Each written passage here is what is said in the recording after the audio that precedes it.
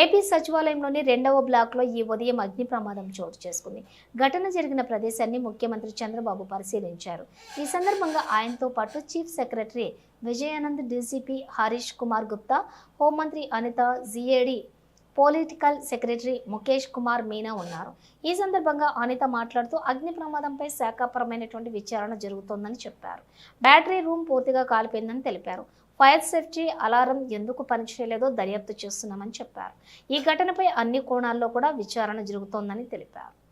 సచివాలయంలోని అన్ని బ్లాక్స్ను పూర్తిగా తనిఖీ చేసి అగ్ని ప్రమాదాల విషయంలో ఏ మేరకు సురక్షితంగా ఉన్నాయో రిపోర్ట్ ఇవ్వాలని అధికారులకు ఆదేశించారు. డిప్యూటీ సీఎం, హోంమంత్రి, ఆర్థిక మంత్రి ఉండే కీలక బ్లాకుల్లో కూడా ప్రమాదం జరగడం పట్ల ఆమె ఆశ్చర్యం వ్యక్తం చేశారు.